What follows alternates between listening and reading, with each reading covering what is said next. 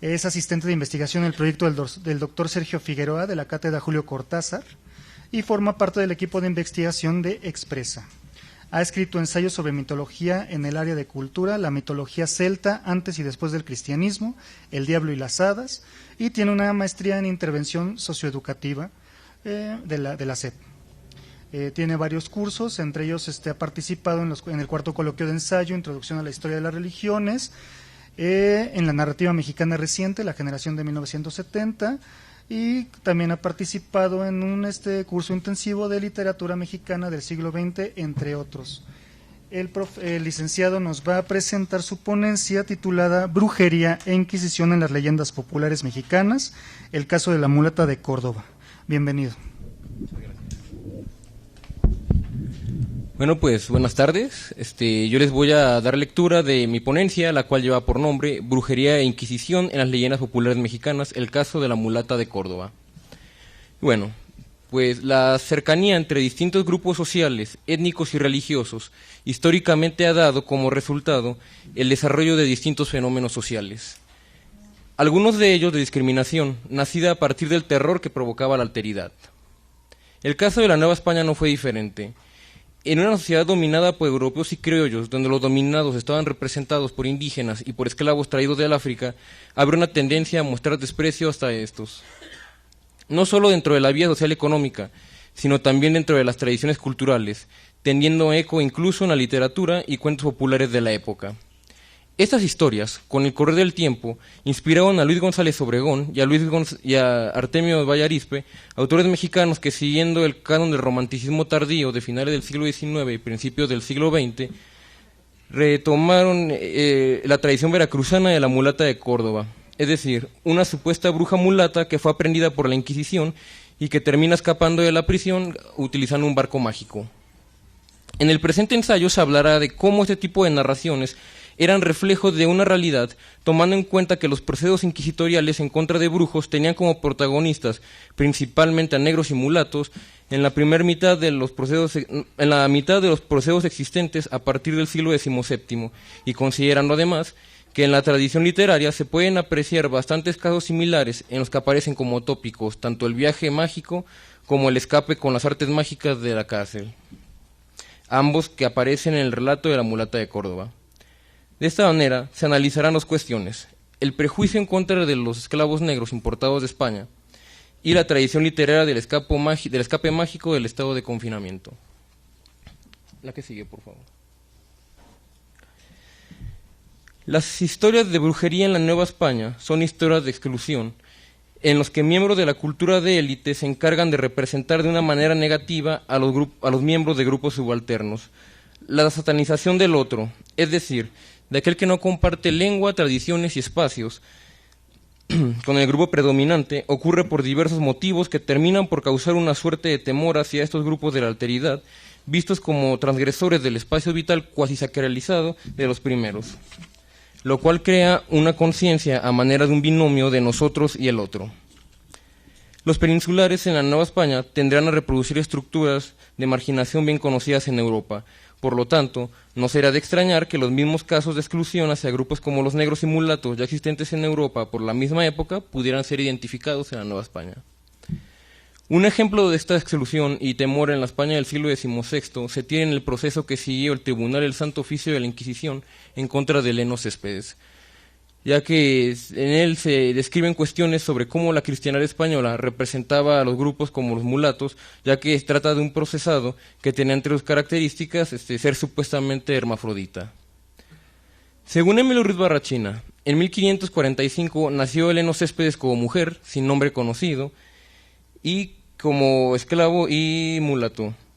En este curioso documento se narra cómo a los 16 años esta mulata se hizo pasar por hombre, ya que tras tener un hijo había desarrollado un pene sin alguna explicación natural, ¿no? Algo que aprovechó para estudiar la carrera de cirujano, ya que al morir su ama, que ella sí se llamaba Elena Céspedes, decide tomar su nombre, pero cambiándoselo a hombre, ¿no? Eleno Céspedes, y se hace cirujano. Sin embargo, llamó la atención de las autoridades eclesiásticas, ya que a pesar de estar casado, era constantemente visitado por hombres, ¿no? Entonces el Tribunal del Santo Oficio de la Inquisición lo acusó de ser bígamo y sodomita. Encima de todo, y para agravar su situación, al ser analizado a fondo por los médicos de la Inquisición, se dieron cuenta pues de su naturaleza hermafrodita, ¿no? Entonces teorizaron que él había hecho un pacto con el demonio y por eso había podido cambiar de cuerpo. Entonces esto pues iba a hacer que pues, lo quemaran vivo, ¿no?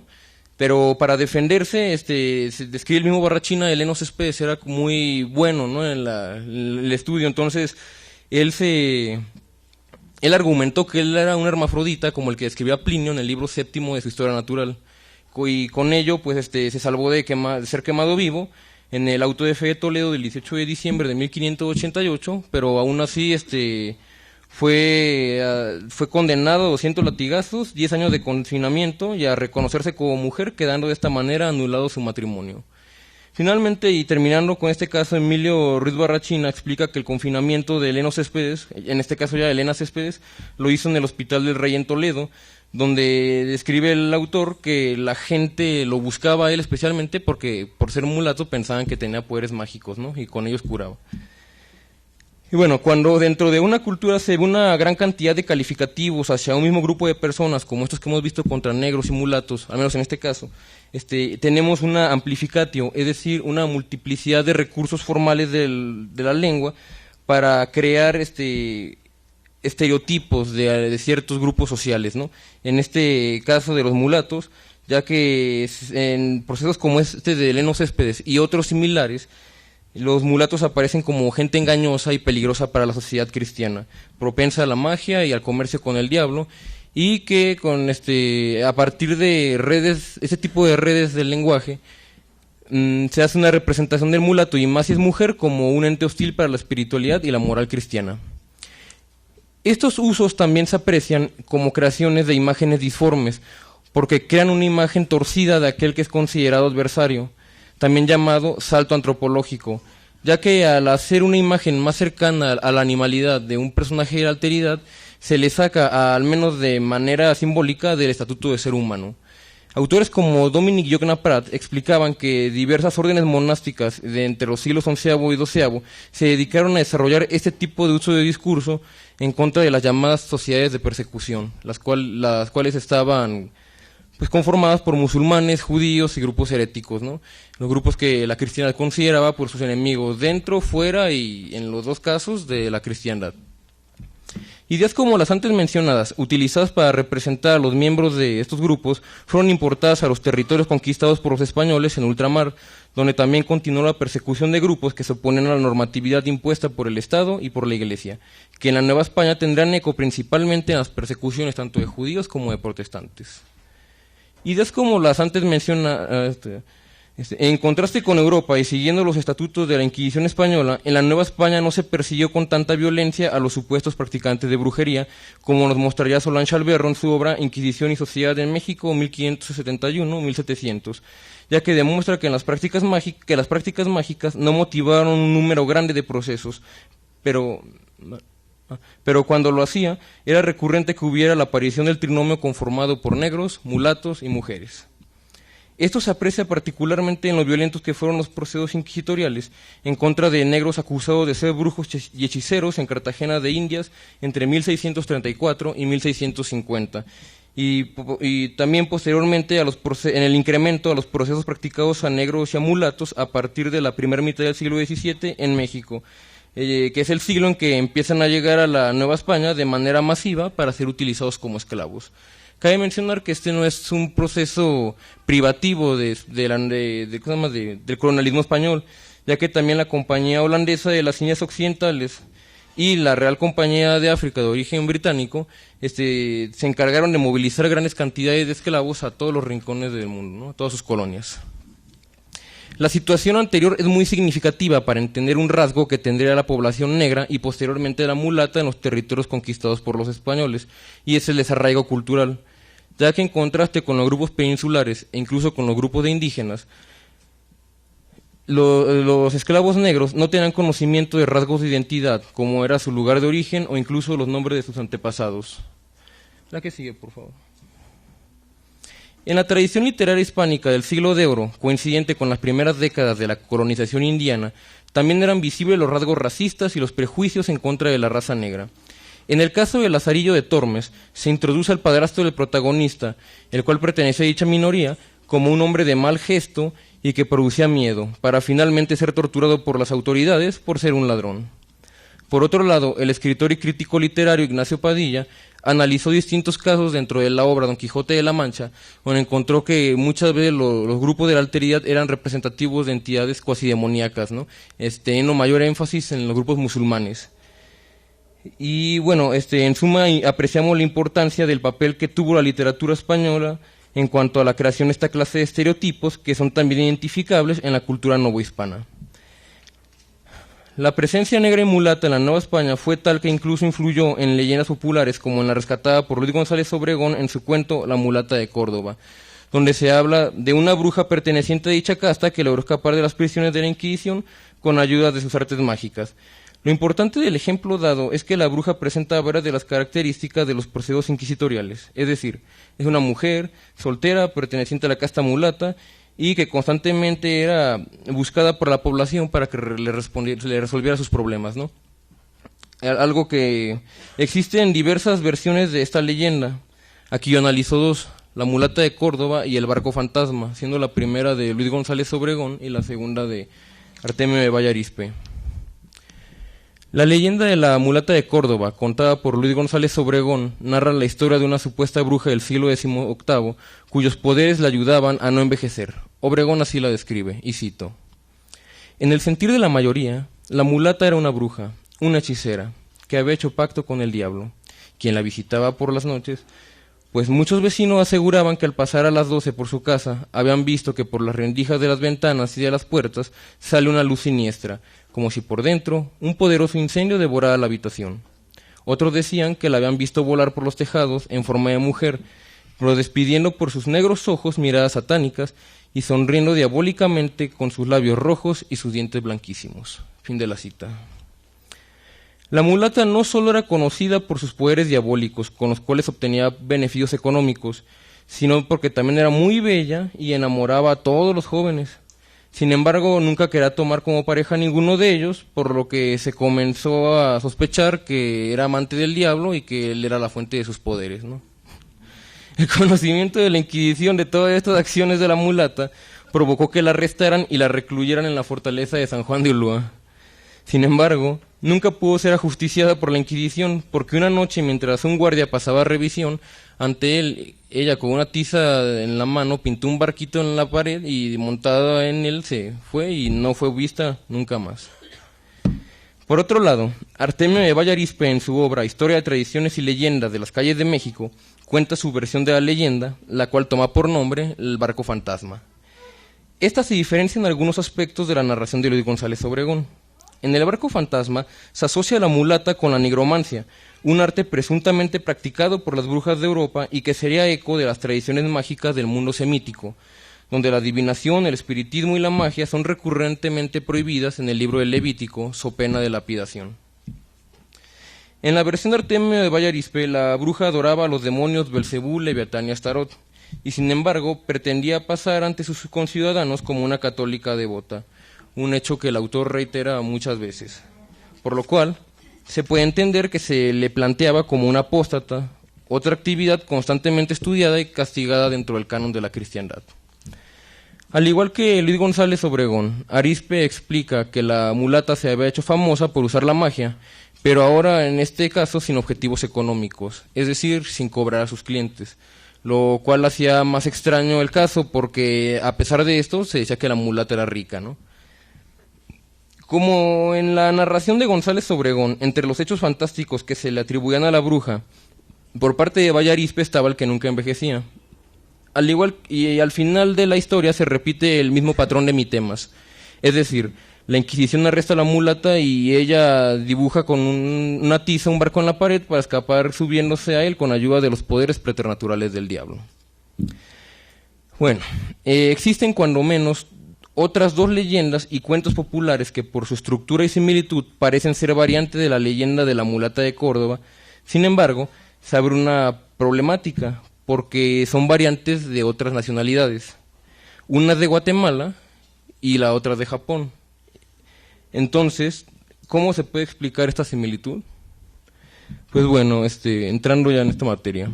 Existen cuando menos, en la frontera sur de México se encuentra la nación de Guatemala, misma que durante el periodo colonial pertenecía a los territorios españoles.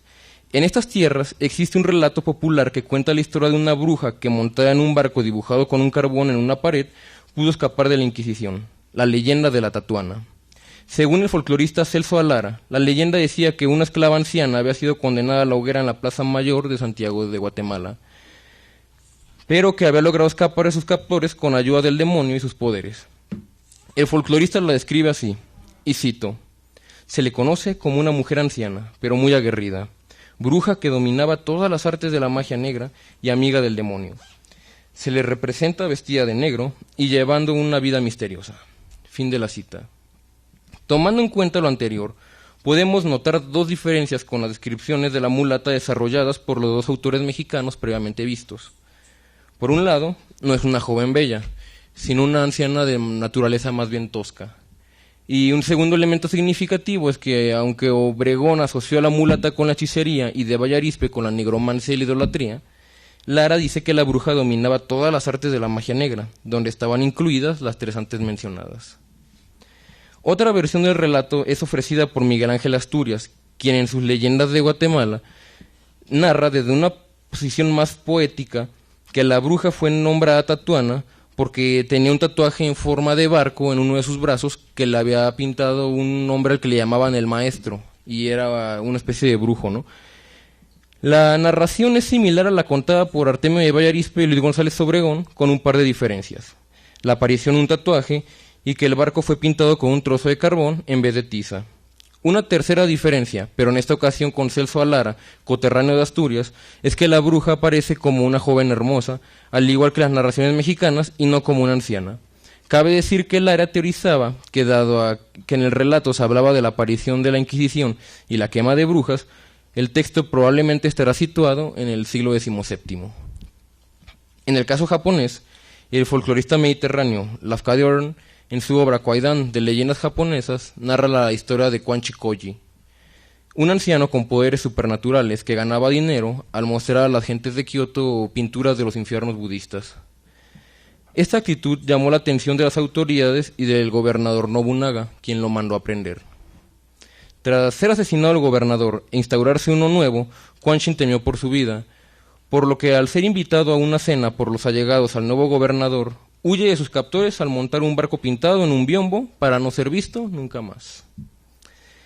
En una nota al pie de página, Hearn nos ilustra que, tomando como indicio la mención de la muerte del gobernador Ubi Nobunaga, se puede concluir que el año en que probablemente sucedió el evento fue en 1582, es decir, antes de las fechas que nos arrojaron los dos casos latinoamericanos antes vistos, posterior a 1618, año de la fundación de Córdoba, según Luis González Obregón en La mulata de Córdoba, y a Celso Alara una fecha no determinada dentro del siglo XVII. Al ser más antigua la narración japonesa del brujo Quan Chi Koji, existe la posibilidad de que dicho relato haya llegado a las costas veracruzanas y de Guatemala de Oriente, por intermediación de hombres y mujeres que llegaron de las naos de Filipinas. Por otro lado, se tiene conocimiento de la expedición del samurái Hasekure Tsunenaga, oficial japonés a Hispanoamérica, el cual entre 1613 y 1614 y estuvo en distintos territorios novohispanos para posteriormente llegar a España. Por lo que no será de extrañar que en su recorrido por distintas zonas de la jurisdicción española contara algunas de las narraciones populares a la población local, mismas que pudieron haber influido para la creación de relatos de estas características. La que sigue, por favor. Bueno, ya finalmente, ya a manera de conclusiones, se puede concluir que el análisis del uso del discurso es un elemento importante para entender el proceso de satanización de grupos representativos de la alteridad, como es el caso de las leyendas en torno a la gente mulata en la Nueva España, es decir, la utilización de ciertos recursos formales para crear redes de significado y representaciones con fines políticos y religiosos, en este caso, siendo asociados los esclavos con la brujería. Dentro de este tipo de problemática, Paul Ricoeur ponía en un lugar privilegiado dentro del campo de la hermenéutica el proceso reflexivo que había desarrollado Jürgen Habermas en contraposición a Hans-Georg Gadamer, en el que explicaba y hacía más bien una crítica a las ideologías, ya que decía que conceptos como prejuicio y tradición servían para legitimar el uso de la violencia por parte del Estado en contra de ciertos sectores de la población, en una praxis que hará parecer normal el uso de la fuerza a través de usos discursivos. Ejemplos de la influencia que tuvieron en la Nueva España la proliferación de prejuicios y tradiciones peninsulares en las que se asociaba a la brujería con la raza negra, lo podemos ver tanto en la cultura popular como en los procesos del Tribunal del Santo Oficio de la Inquisición, como se aprecia en el proceso realizado en contra de Mariana de la Candelaria en 1760, una mulata de más de 50 años de la Hacienda de Pinos, a la cual se le acusó de maléfica y hechicera porque fue acusada por un peninsular de nombre Joseph Ignacio, que decía que ésta lo había embrujado supuestamente con el roce de su dedo meñique. Como ven, siendo este tipo de procesos reflejo de algunos de los prejuicios que eran tomados como características de esta casta. Y finalmente, ¿sí? Los relatos como el de la Tatuana y el de la mulata de Córdoba nos muestran un indicio de la fascinación que despertaba en la población de los territorios conquistados por los españoles los misterios del mar, ¿no? No solamente los rituales traídos por los negros de Cartagena de Indias, que eran exóticos, sino también por narraciones traídas por las gentes del Extremo Oriente. Muchas gracias.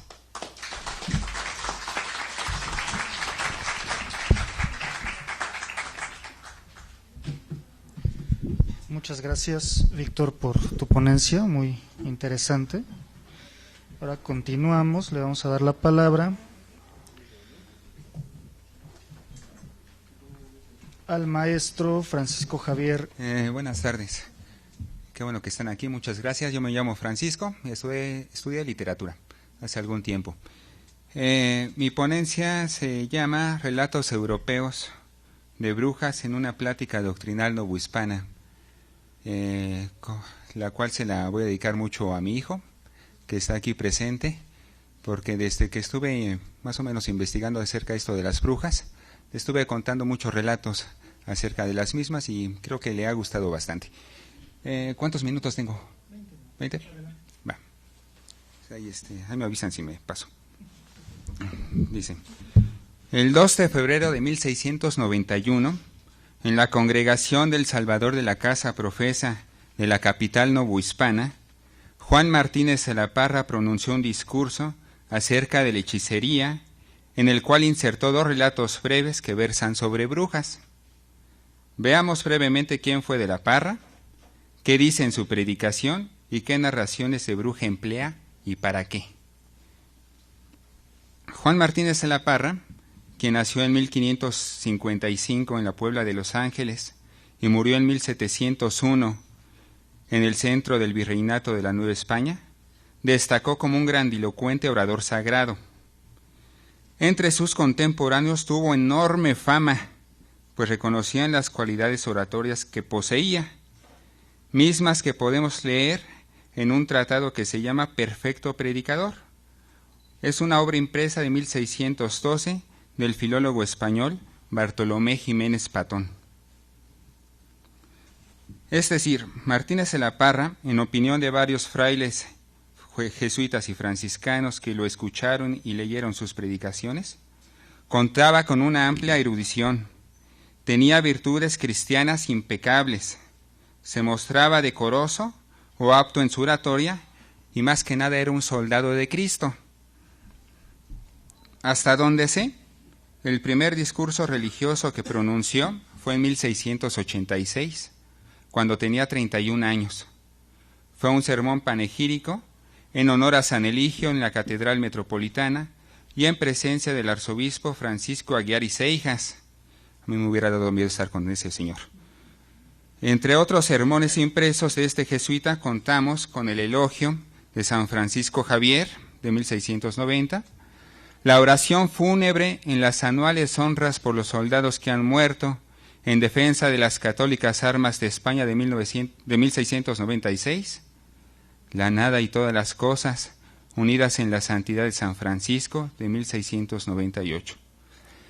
Pero su obra magna se titula Luz de Verdades Católicas y Explicación de la Doctrina Cristiana. Carlos Errejón Peredo, al estudiar el sermón novohispano, se detiene un momento en este impreso y comenta que fue la prosa más leída a finales del siglo XVII. Y dice, esta obra merece estudio aparte, pues su importancia en la historia de las ideas y las mentalidades es grande y no lo es menos para el lenguaje y la literatura. Eso dice Carlos Cerrejón Peredo. Y este libro pues hasta lo podemos consultar ya por internet. Está completito. Se divide en 3 tratados. 1, la explicación de la doctrina cristiana. 2, los mandamientos del Decálogo. Y 3, los santos sacramentos en común, además de los textos preliminares obligatorios y un índice de las cosas notables que se contienen en la obra. Contiene 144 pláticas doctrinales que de la Parra pronunció entre 1691 y 1694. El diccionario de autoridades da la definición de plática de la siguiente manera. Plática se llama también el razonamiento o discurso que hacen los predicadores, superiores o prelados, para exhortar a los actos de virtud, o instruir en la doctrina cristiana, o reprender los vicios, abusos o faltas de los súbditos o fieles. La plática es una clase de discurso sagrado de temática cristiana. La pronunciaba un hombre religioso y los destinatarios eran los fieles y los que no creían ni practicaban del todo la fe católica. Corresponde al género deliberativo. Cuenta con una estructura lógica del discurso razonado, como ahorita vamos a ver. Y por último, su estilo, en opinión de don Carlos Cerrejón Peredo, es familiar, esto es, su lenguaje es sencillo. De la Parra empieza comparando en esta plática, que se intitula De los daños de la hechicería y sus verdaderos remedios, la celebración romana con la cristiana, las cuales ocurrían el 2 de febrero. Se refiere a la fiesta llamada Amburbia y a la de las antorchas de los romanos, y al día de la purificación de Nuestra Señora de los católicos. En las primeras, los romanos hacían, dice de la Parra, en este día perversas supersticiones, que dedicaban a los príncipes de las tinieblas, por más que a la solemnidad de su maldito culto encendían hachas, se quedaban a escuras. Las supersticiones a las que se refiere el jesuita son las procesiones religiosas que los romanos hacían cerca de los campos vecinos para pedirle a Ceres, por medio de cánticos, una buena cosecha.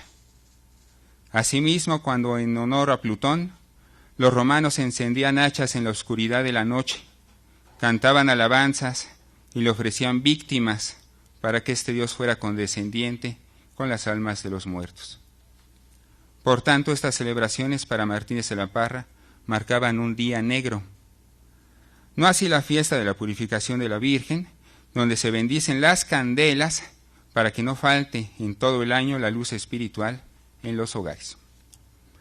Enseguida justifica la protección de la Virgen. Dice, y bien habíamos menester tan hermosa luz, tan bella aurora, para alegrar con su vida la funesta materia, que hoy se nos sigue a la explicación.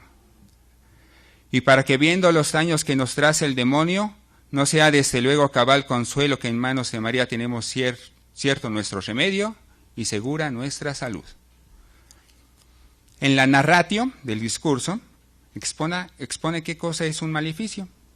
Comenta que es un peligro para la vida, que nació por la curiosidad y por la codicia de los hombres, instigados por el diablo. Maleficio o hechicería, dice de la Parra, es un desventurado poder para hacer mal a otros con ayuda y socorro del diablo, y para esto hacen contrato y pacto con él de darle veneración y culto, y aún darle también el alma, para hacer mal a otros, oh maldito poder. Hasta ahí de la Parra. Así pues, estamos ante el tema de la brujería donde interviene el demonio. Sin embargo, puntualiza que nada puede hacer sin el permiso de Dios, como ya lo habían indicado Kramer y Sprenger en el Maleus Maleficarum, y tiempo después Pedro Ciruelo en su reprobación de supersticiones y hechicerías.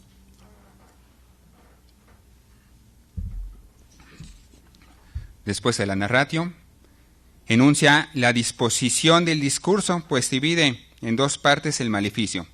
el amatorio y el hostil o enemigo, de los cuales se expone con ayuda del diablo, que el primero pretende hacer malditas amistades, introduciendo el torpe amor en el alma.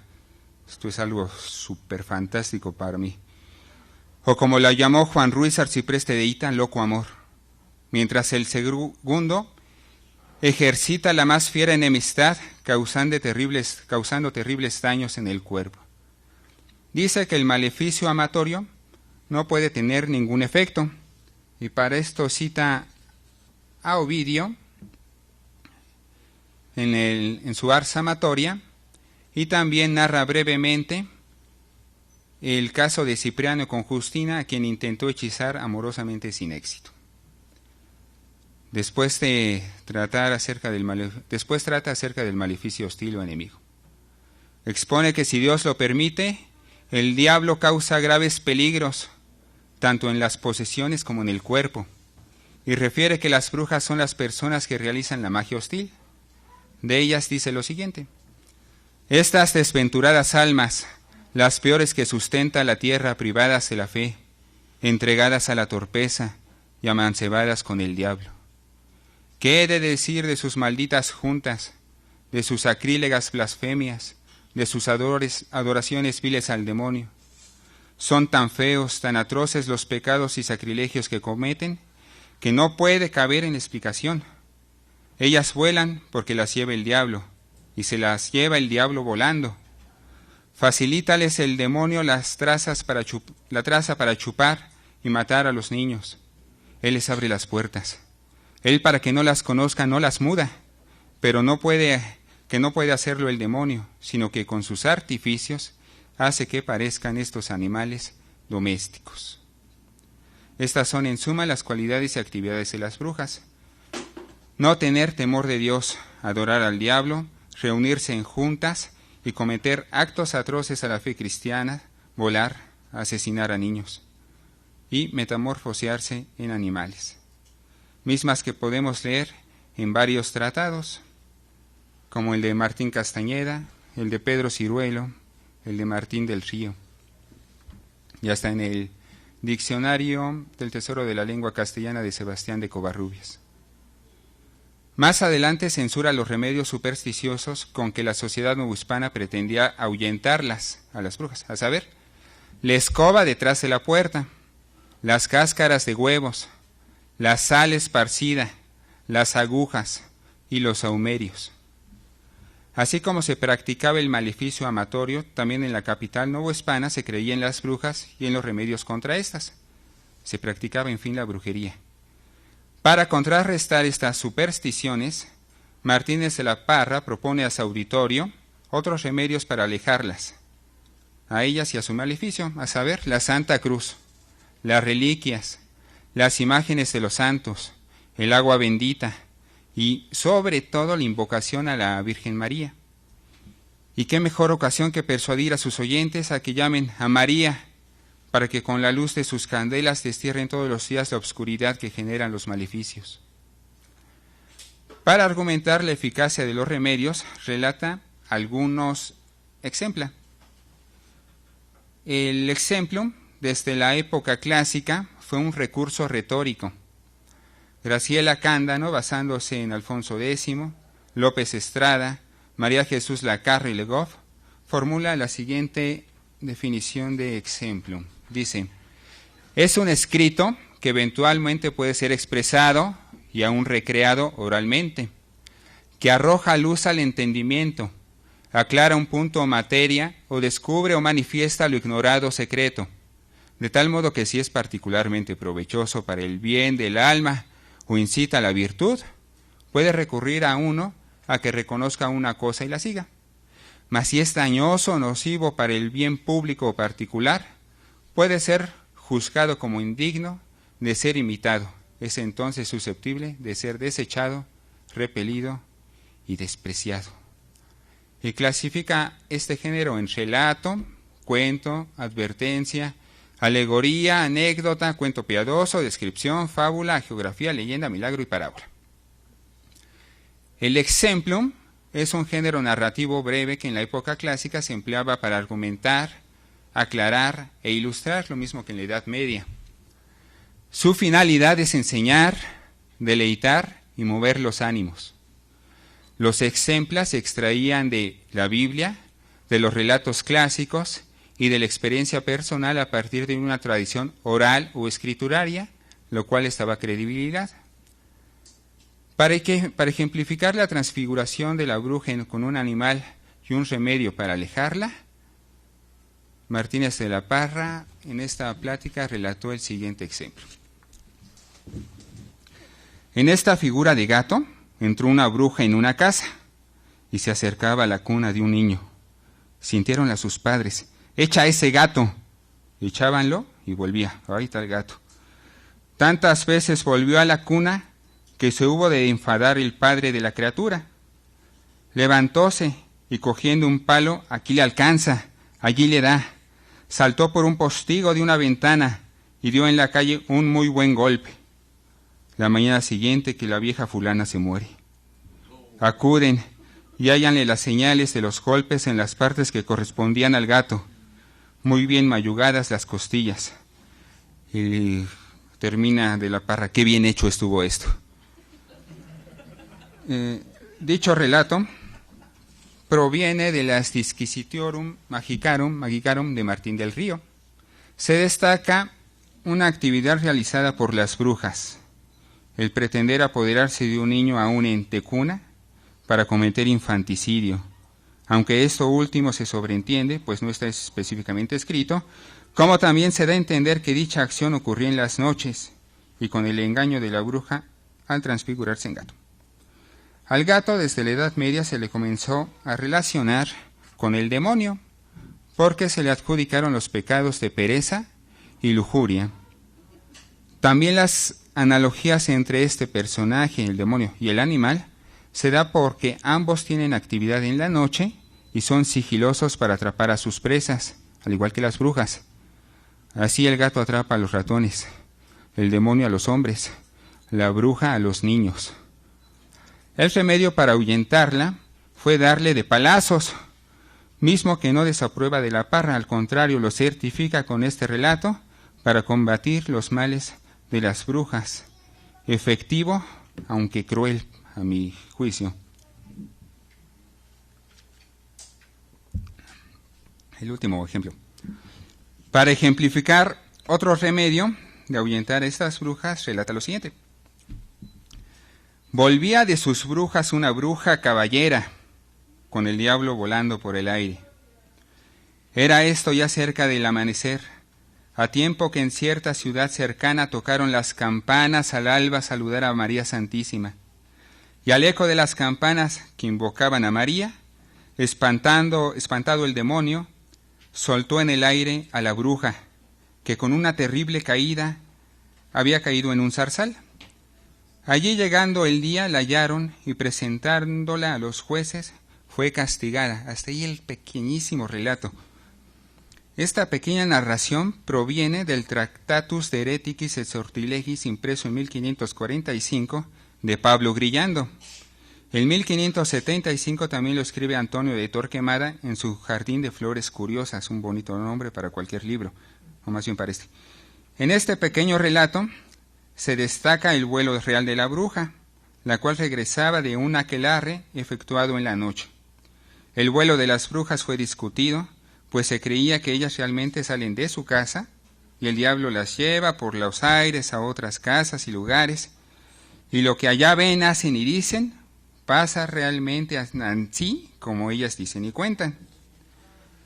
Otras no salen de sus casas y el diablo se reviste de ellas de tal manera y les representa en sus fantasías que van a las otras casas y lugares. Esto es en palabras de Pedro Ciruelo. Sin embargo, de la Parra, al describir anteriormente las actividades de las brujas y al narrar este ejemplo, me está convencido del vuelo real de estas personas. El remedio que se narra es aún más efectivo. El sonido de las campanas de una iglesia cuando está amaneciendo para saludar a la Virgen. Esta parte del relato, a mi juicio, es sumamente poético y simbólico.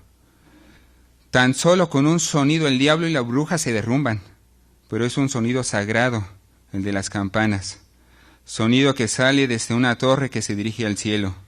Sonido terapéutico que se extrae de una forma triangular donde está representada la Trinidad. Además, las campanas simbolizan los prelados, predicadores y confesores, porque, como dice Antonio Lovera Yaibo, en un libro que luego les digo, ¿cómo se llama? Dice, son ejemplo y doctrina y persuasión, y han de atraer a todos los fieles el amor de Dios. Esto dice acerca de las campanas. Además, este toque de campanas en el relato se llevó a cabo al amanecer, al momento de la aurora, cuando los primeros rayos celestiales asoman por el oriente a desterrar la maldad de la bruja. Y ésta tuvo que caer en un zarzal, en una planta llena de espinas, donde éstas pueden representar la maldad y lo salvaje. ¿Pero estos acontecimientos europeos de brujas sucedían en Nueva España? Pues el maleficio amoroso y el hostil se practicaban en aquellos siglos, y se siguen realizando.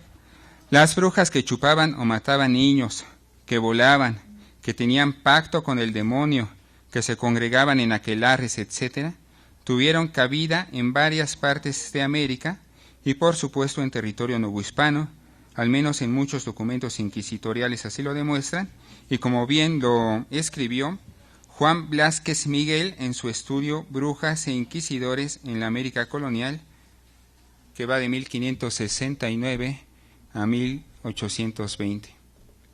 Estos relatos de brujas llegaron a Nueva España en libro impreso.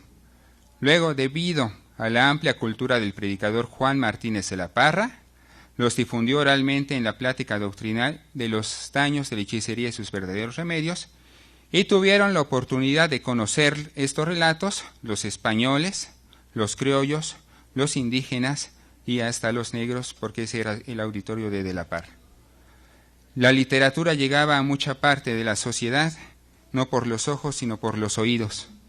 Y con estos cuentos seguramente se les hacía amena la enseñanza de la doctrina cristiana. Aprendían una virtud y se admiraban de lo que acontecía en la narración. El 12 de febrero de 1691, en la congregación del Salvador de la Casa Profesa de la capital novohispana, el padre de la Parra pronunció un discurso acerca de la hechicería, en el cual insertó relatos breves que versan sobre brujas. Gracias.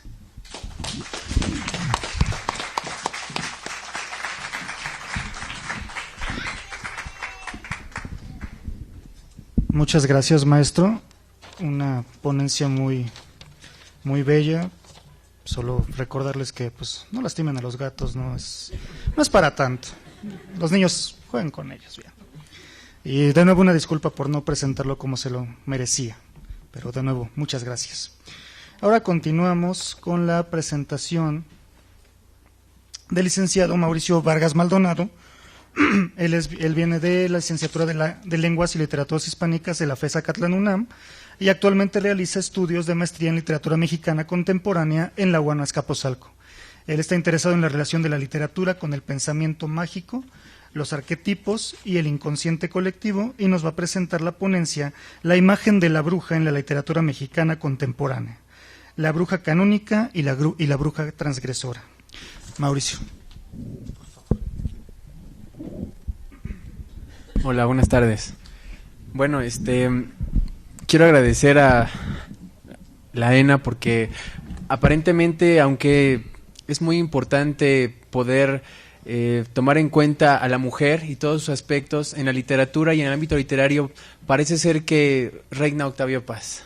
Entonces, y es lo único que se estudia, ¿no? Los amigos de Octavio Paz, si iba al baño Octavio Paz. Entonces, pues es interesante, ¿no? Porque ese sol, este gran mago que es Octavio Paz, opacó a las brujas, ¿no? Que en este caso son las narradoras mexicanas. Tengo que decir que al hacer mi investigación me di cuenta que hay toda una tradición de brujas en la que encontramos más de 15 cuentos, ¿no? La selección que hice ahorita pues fue un poco modesta, tomé solamente 5 porque pues si no, no me da tiempo, ¿no? Pero aparentemente leemos Aura y decimos, wow, Carlos Fuentes es el único que ha escrito sobre brujas en México, ¿no?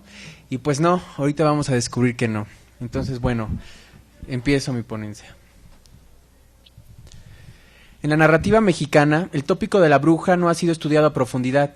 Esto resulta extraño, considerando que dicha temática es abordada por algunas de nuestras narradoras más importantes, como Amparo Dávila, Angelina Muñiz, Beatriz Espejo, entre otras.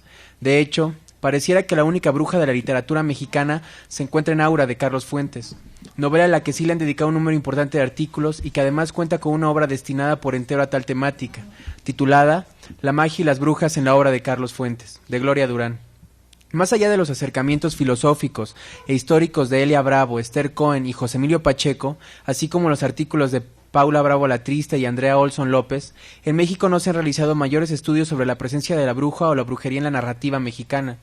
Mientras Bravo, Cohen y Pacheco estudian la figura de esta mujer desde el contexto europeo, los artículos de Bravo, Latrista y Olson analizan tal temática mediante una perspectiva de género y de lo fantástico. Sin embargo, no existen aproximaciones que describan la manera con la que se ha construido o desarrollado la imagen de la bruja en la literatura mexicana, o si por la cantidad de relatos que encontramos podremos hablar de la existencia de una tradición literaria.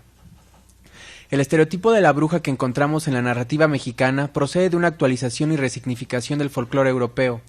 Desde entonces, la bruja es presentada como una mujer vieja y temible, o como una tentadora y hermosa mujer.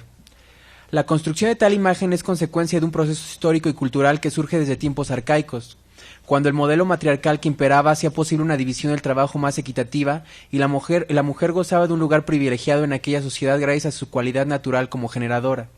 Esta facultad fue divinizada y puesta por encima de todos los cultos hasta que el varón rompe con tal dinámica casi al final del Neolítico e implanta en su lugar atributos como la valentía, la fuerza y demás habilidades necesarias para la caza, acción que originaría sucesivamente el culto a la guerra. El patriarcado considerará de su propiedad la naturaleza creadora de la mujer, convirtiéndola en una más de sus mercancías con valor de cambio. Para que esta mercancía viviente no se percate de su importancia en el flujo y la acumulación de bienes, se le impedirá de todas las maneras posibles decidir sobre su vida, y específicamente sobre su vientre. Así, sin importar la época, el varón construye toda una serie de paradigmas culturales y modelos de conducta femeninos a través de sistemas religiosos, mitos y leyendas. A la mujer se le prohíbe con ellos cualquier tipo de educación con la que pueda empoderarse. Su única capacitación se centrará en el desempeño de las labores del hogar. En este proceso de dominación, la mujer no tiene más remedio que asumir ese papel y adaptarse a tal imposición de vida. Y puesto que en la sociedad patriarcal el valor de la mujer reside en su capacidad para producir hijos, se desarrollarán toda una serie de recetas para el cuidado personal, la mayoría de ellas dirigidas a preservar la juventud y la fertilidad. Hasta aquí ya es posible advertir la típica imagen de la bruja preparando, como toda una celestina, alguna pócima o afeite. Esta insistencia por preservar a la lozanía provocaría irremediablemente un rechazo ante la vejez, pues si el valor de la mujer reside en su función como vientre de crianza, es más que obvio que la senectud se percibirá como algo aterrador, puesto que ello significa el exilio y la marginación económica. Cito: para la mujer envejecer equivale a sentirse inoportuna en el hogar que la acoge. La abuela vieja y débil ha perdido su poder de mando en la casa, vive apartada, sus fuerzas solo le llegan para acarrear leña menuda para encender el fuego del hogar. Buscar en el bosque cercano es su tarea. La vieja abandonada, marginada, que el romanticismo transforma en bruja del bosque, es una pobre mujer. La pobreza no es pecado, pero envilece, deshonra. Esta pobreza en la que se encuentra la anciana, ahora bruja del bosque, crea una imagen visual ya representativa. Sus ropas rasgadas y la falta de aseo incitan aún más el rechazo. Además, su única compañía, algún animal doméstico, ampliará la imagen aterradora. Cito: a la pobreza de estas viejas se suma el elemento estético. Van mal vestidas, en los trapillos que han podido conservar o que les regalan, de color negro u oscuro. La deformidad de los cuerpos decrépitos se convierte en motivo de risa, en desdén radical. Además van sucias, huelen mal, suelen ir acompañadas de un gato que a veces es negro, e incluso de un cuervo domesticado. Su aspecto físico, tez morena, arrugas en la cara, desnutrida, voz ronca, provoca el rechazo. La construcción genérica y discriminadora de la mujer, la bruja, culmina en el periodo medieval, cuando la persecución a este ser femenino se vuelve más agresiva. La institución católica aprovecha la iconografía del folclore regional y las reminiscencias de anteriores cultos paganos para establecer un perfil genérico que reúna y sintetice las características más representativas de una bruja. Básicamente, podemos pasar a la que sigue, perdón. Básicamente podríamos considerar a la bruja como un anti-Venus, debido a que esta representación femenina personifica todo lo opuesto a la imagen renacentista de la diosa del amor y la fertilidad. Por ello, mientras Venus es hermosa, la bruja es fea. Mientras Venus es estéticamente proporcional, la bruja es deforme y grotesca. Asimismo, mientras Venus es joven y por lo tanto fecunda, la bruja debe ser una anciana estéril. De igual manera, así como Venus se relaciona con la pureza y la claridad de las ideas, en contraste, la bruja encarna el aspecto nocturno de la mujer, íntimamente relacionado con la lujuria y la depravación sexual. Esta imagen es de Durero, entonces podemos pasar a la que sigue. Bueno, esas son las características. La otra imagen son, ustedes los han visto grabados del medievo, ¿no? Entonces, si se dan cuenta, también hay otro aquelarre de Goya, ¿no? Se parece ser que todos los hombres nos pusimos de acuerdo para visualizar una imagen de la mujer que no es otra cosa que pues tal vez una misoginia, ¿no? O bueno, no una misoginia, es misoginia, ¿no? Pero bueno. A tal caracterización del catolicismo se agregará la imagen del aquelarre, reunión de las brujas en el Shabbat. El pacto con el diablo mediante la orgía también es otro elemento, el cual, como prueba de tal iniciación, dejará cicatriz o verrugas en el rostro, y principalmente gestará el tópico de la inteligencia, fíjense, el tópico de la inteligencia femenina como atributo diabólico. Cuando el diablo es mentiroso, o sea, ¿y qué es lo que decían, Como el diablo es mentiroso y padre de los embustes, también será el señor de la vana ciencia, de la cultura mundana que vuelve soberbio, pero no sabio. O sea, que las mujeres que pensaban o que querían pensar en esa época, pues no eran sabias, eran soberbias, Pero bueno, ahí les va. Lo dice el texto, yo no, no me avienten zapatos, por favor. En cuanto a los poderes de la bruja que se le atribuyeron, encontraremos su capacidad para realizar toda una serie de maleficios con los que adquiere facultades sobrenaturales, como el poder de levitar, una agilidad sorprendente e inusitada fuerza, característica que contrasta con una imagen delicada o avejentada que también podía modificar a su antojo. De igual manera, la bruja podía impedir a los matrimonios tener familia, otorgar o denegar a los hombres vigor sexual y hacer fértil o estéril a las mujeres gracias a extraños elixires. La bruja también posee la capacidad para conocer cosas oscuras e incomprensibles, y sobre todo, se supone que no se le permite morir hasta conseguir una nueva adepta a quien pueda transmitirle todos sus secretos. En líneas generales, la bruja es vista como una encarnación de rebeldía, de maldad. Por esto, cualquier actividad o modo de conducta que de alguna manera transgreda la normatividad patriarcal se denominará como brujería o acto de magia negra. El aquelarre es un ejemplo de ello, pues bajo el disfraz de una cofradía de mujeres perversas que se reúnen para maldecir y adorar al diablo, el varón en realidad está tratando de evitar que se relacionen unas con otras y que finalmente se unan para luchar por una causa en común, su emancipación. De esta manera, la hegemonía masculina, inmersa en todas las esferas de la vida, como el arte, la política o la religión, mantiene incomunicada a la mujer ya sea mediante la enajenación en las labores domésticas o provocando la enemistad entre ellas. Cito: la manera más frecuente de saber si una mujer era bruja era la de prestar oídos al rumor, a la difamación, la fama pública que las acusaba de serlo, con lo que se decía de la fama pública, ¿no? Etcétera, etcétera. Con lo que se decía de una persona en el mercado se proporcionaba material suficiente para quemar en la hoguera. El qué dirán regulaba la adaptación social que todavía se ejerce en las pequeñas poblaciones. Bueno, y pues también todavía en nuestra época lo ejercen, ¿no? Pero bueno. Ahora voy a pasar a la imagen de la bruja en la narrativa mexicana. Es importante, hay dos elementos clásicos, ¿no? Podemos pasar a la que sigue. Bueno, esa imagen ya es de la aquelarre de Goya y la otra es de una película de Akira Kurosawa, ¿no? O sea, pues hasta Japón llega esta imagen, ¿no? Podemos pasar a la que sigue.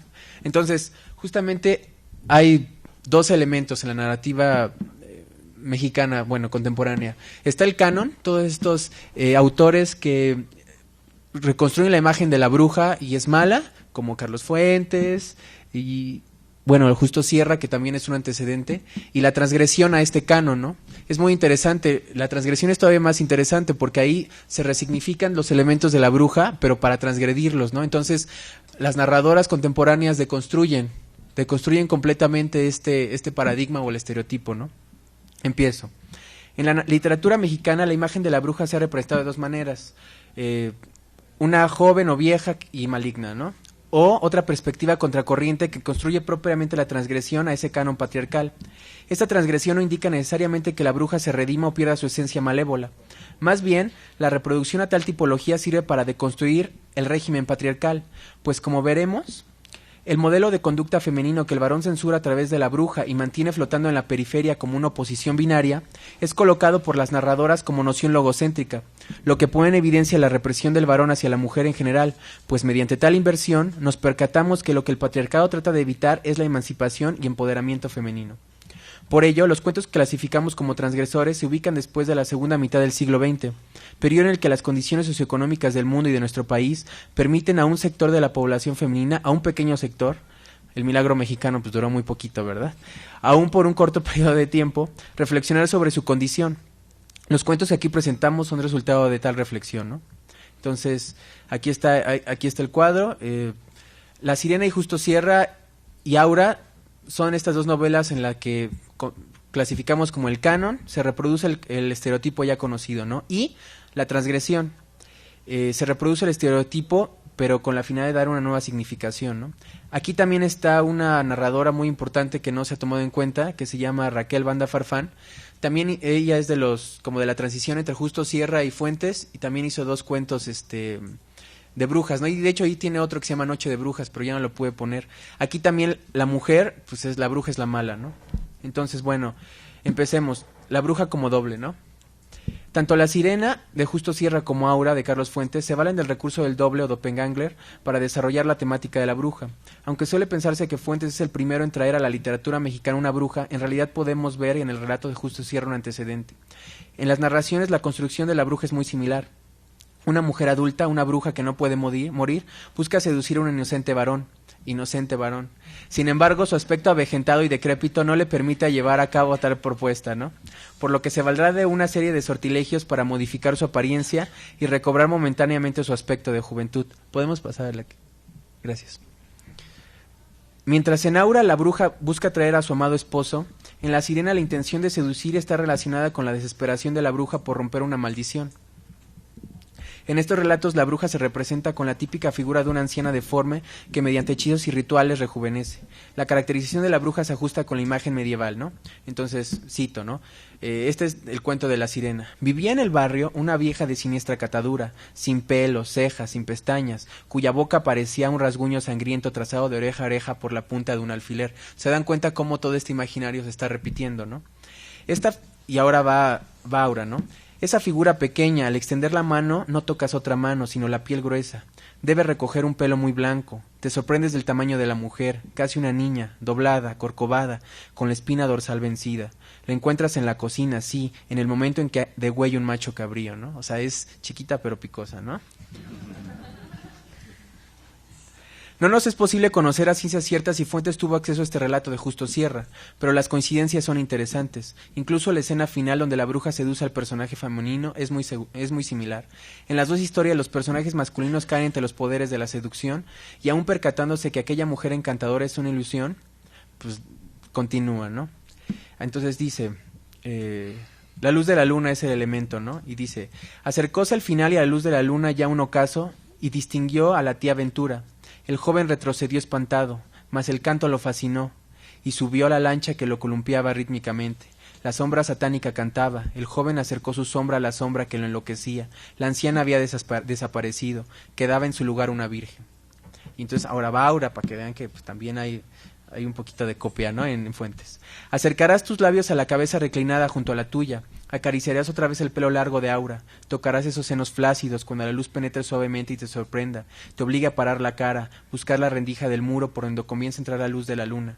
Este resquicio abierto por los ratones, ese ojo de la pared que deja filtrar la luz plateada que cae sobre el pelo blanco de Aura, sobre el rostro desgajado, compuesto de capas de cebolla, pálido, sueco y arrugado, como una ciruela cocida. Apartas tus labios de los labios sin carne que has estado besando, de las encías sin dientes que se abren ante ti. Verás bajo la luz de la luna el cuerpo desnudo de la vieja, de la señora Consuelo, flojo, rasgado, pequeño y antiguo, temblando ligeramente porque tú lo tocas, tú la amas, tú has regresado también. Entonces, pues sí, está padre, ¿no? No vamos a profundizar más, ¿no?, en estas narraciones. Nuestro único interés es proponer una posible antecedente al relato de Fuentes y señalar que Aura no es el primer referente ni la única obra que desarrolla la temática de la bruja. Más bien se inserta en una tradición, ¿no? Entonces, bueno, hay otro cuento que ya no me dio oportunidad de poner, pero está que ejemplifica el motivo de la bruja anciana. No sé si han visto la película de la tía Alejandra. Bueno, ese es un cuento de Delfina Careaga, una escritora mexicana muy importante, y entonces no se le ha dado su crédito porque ella ayudó a escribir el guión de la película. Pues no, todo el mundo piensa que es Ripstein, y no, pues ella es su cuento y tampoco nadie le ha dado crédito, ¿no? Entonces ahí la bruja, que es en Muñeca vestida de azul, es la anciana, ¿no? Entonces la anciana es una bruja y empieza a matar a todos los integrantes, ¿no? También aquí es un cuento transgresor porque pues justamente también la vejez en el patriarcado pues siempre está vista de lado, ¿no? Entonces aquí la bruja trata de deconstruir, veme, ¿no? Aunque sea asesinándote, ¿no? Es interesante, se los paso para que si quieren lo busquen, ¿no? Pero ahora ahí va. La bruja como entidad misógina. ¿Podemos pasar a...? Los cuentos que presentamos en este apartado son La hechicera y Daisy de Raquel Banda Farfán, una escritora potosina poco estudiada. Esta narradora muestra la marginación y las deplorables condiciones de vida de los campesinos, así como de sus mujeres, sin que esto signifique que sea una escritora feminista. Los cuentos aquí expuestos no son los únicos que la autora dedica a la magia, la brujería o lo sobrenatural. Raquel Banda Farfán ha escrito 7 libros de cuentos, ¿no? Etcétera, etcétera, me lo voy a soltar. Entonces, La hechicera y Daisy. En La hechicera, Isidora es una bruja que impide a un hombre de quien se sospecha es un amor de antaño vivir con la mujer que ahora ama. Isidora, referencia a Isis, engaña a la madre y al esposo de una recién casada que enferma repentinamente y a quien se le había pedido que curara. Sin embargo, creyendo ciegamente en los métodos curativos de Isidora, tanto la madre como el esposo son hechizados y confundiendo a la enferma con un chivo negro le dan una muerte dolorosa. Otra vez el macho cabrío, el chivo negro, ¿no? De súbito un chivo negro apareció saltando dentro del cuarto y la hechicera lanzó un grito salvaje. La madre y el esposo de la enferma estaban enloquecidos, salpicados, bañados de sangre. Descargaban sus golpes de machete sobre el cuerpo despedazado del ser que más amaban. O sea, las mujeres sí escriben bien, ¿eh? O sea, léanlas porque hasta nota roja, ¿eh? El alarma es muy interesante, ¿no? Pero bueno, en este cuento las características que se presentan de la bruja son lineales y explícitas, ¿no? Aquí no hay una representación psicológica. La bruja es un personaje tipo que mantiene su cualidad maligna hasta el final. El espacio mismo reacciona ante su presencia. Cito: cuando al fin la bruja se retiró para preparar su casa, para preparar sus cosas, la casa que parecía haberse ensombrecido recobró la luz y el aire volvió a oler al fresco olor de los montes. También se presenta el motivo inusual de la agilidad de la bruja, ¿no? Y dice: Isidora Domínguez la bruja salió a escape y corriendo con una agilidad inapropiada de sus años se perdió en el monte, ¿no? Así es cuando ya matan a la esposa y la quieren matar a ella y pues sale, ¿no? Vamos a ver aquí donde es muy importante esto, ¿no? Dice: en la hechicera, aunque la bruja es mala, se puede percibir la función ancestral de la mujer como curandera o médica, gracias a sus conocimientos de botánica, actividad que ha sido mal vista desde siempre por el varón, quien ha monopolizado también el acceso a los servicios de salud, por lo que los estratos más vulnerables de la sociedad han tenido que recurrir a estas medidas, ¿no? Por otra parte, viene el otro cuento. Daisy se cuenta la historia de una solterona despechada que desea la muerte de quien la arrebató a su amante, razón por la que le realiza un maleficio. Daisy, una mujer madura e inteligente, había preferido ocupar su juventud para viajar y cultivarse, en lugar de dedicarse a buscar marido, ¿no? El amante de Daisy se enamora perdidamente de su sobrina, por lo que Daisy furioso hechiza a su antiguo amante, ¿no? Y entonces viene la escena. Dice: Vinicio estaba desosegado, sufría un raro y constante malestar. En determinados momentos le atormentaba una idea angustiosa. Él se figuraba oír voces. Amaba de tal manera a Bárbara que quisiera meterla en su sangre. Era la única explicación que encontraba a sus delirios. Bárbara nada de eso adivinaba y lo seguía a los rincones más oscuros. Pero la piel se le erizó ligeramente el día en que lo vio sacar la navaja. Vinicio la sostuvo fuerte cuando se le dobló en los brazos y la manchó de sangre. Está padre, ¿no? Y es de los años 40, o sea. Entonces, en contraste con el cuento anterior, en Daisy la temática es más sencilla. Sin embargo, el narrador nos permite observar el fenómeno a la distancia, ¿no? En Daisy, la descripción del personaje femenino se realiza en su espacio doméstico, el cual nos inserta en un plano más íntimo, ¿no? Aunque en este relato a Daisy no se le define como una bruja, su caracterización como ser bizarro y deforme alude al tal personaje. Entonces dice: Daisy, una solterona gruesa y pecosa, corpulenta, áspera. Del mismo modo, la descripción de sus extraños rituales nocturnos la definen como un ser con capacidades sobrenaturales, ¿no? Y dice: al oscurecer abría la ventana y miraba al cielo, cantaba a las estrellas musitando extrañas oraciones y luego tomaba el vaso de flores, lo alzaba como un cáliz y repetía apasionadamente el nombre de Vinicio. Daisy pasaba las noches en vela con los ojos muy abiertos, anegados de lágrimas, en la oscuridad. Antes de acostarse alzaba el velo de flores y repetía con labios temblorosos: mátala, mátala. En la madrugada todavía estaba diciendo, murmurando la obsesiva palabra mátala. Entonces, en La hechicera y Daisy, Raquel Banda Farfán reconstruyen el estereotipo clásico de la bruja. Estos relatos se ajustan al modelo patriarcal ya conocido, en el cual la bruja encarna conductas prohibidas por el varón, razón por la que tales personajes funden como un modelo ejemplar de lo que no se debe ser, ¿no? En La hechicera, la maldad de la bruja reside en su poder para vivir de manera independiente y no necesitar de un marido para subsistir. El terror que Isidora infunde es su autonomía. Esta cualidad es la que hace de Isidora una bruja, y por lo tanto tiene que aparecer como una entidad que odia los matrimonios legítimos, como una forma de evitar que la mujer se percate de su capacidad para ser autosuficiente. En Daisy, la protagonista se encuentra intelectualmente al nivel del personaje masculino, razón por la que como castigo ejemplar permanece como una solterona. Pues en la hegemonía patriarcal la mujer no puede superar al varón, pues como mencionamos anteriormente, la inteligencia es diabólica, sobre todo la femenina. Por ello, aquella mujer que intente romper tal esquema se convierte al instante en una mujer odiosa y prepotente, es decir, una bruja. Esto se aprecia en la caracterización de Daisy como una mujer presuntuosa o altanera debido a sus capacidades intelectuales. Entonces la escritora narra: había vivido algún tiempo en los Estados Unidos y presumía mucho de ello. Se daba aires de gran señora, pero se entendía con Vinicio, hablaban de intelectual a intelectual. Pues sí, y se queda sola, ¿no? Así es. En estos relatos, ¡oh Dios! Bueno, me lo voy a saltar, porque viene lo parte y me queda poco tiempo. Hay 3 cuentos que son de Amparo Dávila, otro que es de Beatriz Espejo y otro de Angelina Muñiz. El cuento de Amparo Dávila se llama Las guitarras rojas, y entonces son 3 mujeres, una madre, sus hijas, que van a comprar flores el sábado, ¿no? Entonces Amparo Dávila lo que hace es justamente transgredir toda esta visión de que los hombres acabaron con las brujas, ¿no? Las mujeres siguen y persisten, ¿no? Entonces la conversación repentinamente se rompe por una voz masculina que se enoja, ¿no? Y las hace huir, ¿no? Me salté lo más padre, discúlpenme. Ya no me va a dar tiempo. Y bueno, la transgresión más importante la encontramos en 2 cuentos de Beatriz Espejo que se llama Mercucho, de Angelina Muñiz Huberman, que se llama Mercucho, y de Beatriz Espejo que se llama La hechicera. Mercucho sí es una intertextualidad de Romeo y Julieta, y entonces Beatriz Espejo lo que hace es deconstruir toda la historia de Shakespeare, ¿no? Entonces Romeo y Julieta no quiere casarse con Romeo. Esta Julieta no quiere casarse con Romeo, quiere ser una bruja. Sin embargo, ahí hay una interpretación. Mercucho simboliza a Hermes. Entonces lo que está pasando aquí es que la mujer se está empoderando del conocimiento, ¿no? Y entonces al escribir puede escribir su historia. Eso es muy interesante, ¿no? Entonces se funde con Mercucho, hace unas bodas alquímicas, y entonces pues la mujer ya se puede narrar, ¿no? Y bueno, el segundo cuento, que es de Beatriz Espejo, es La hechicera, es una intertextualidad de Elena Garro casada con Octavio Paz. Entonces Octavio Paz es un gato que se llama Porfirio, y entonces dice que es bien chaparrito y su cara siempre jetón, ¿no? Entonces Beatriz Espejo ya narra a una bruja, intertextualidad de Elena Garro, que, ¿cómo podría decirlo? Que ya se narra, ¿no? Y entonces el hombre quiere hacer ahora una tesis de doctoral, el narrador, sobre Beatriz Espejo, sobre la protagonista, y pues no puede. Y entonces la mujer le dice: ya ves, los hombres no pueden interpretar nada, ¿no? Entonces es interesante ver cómo aquí la mujer ya se apoderó del conocimiento, escribe su historia y puede dar un testimonio, ¿no? Es decir, ya puede existir, ¿no? Entonces, hasta que yo puedo escribir, existo, ¿no? Porque ya puedo dejar huella de mí, ¿no? Entonces, bueno, pues ya no me dio tiempo, discúlpenme. Gracias.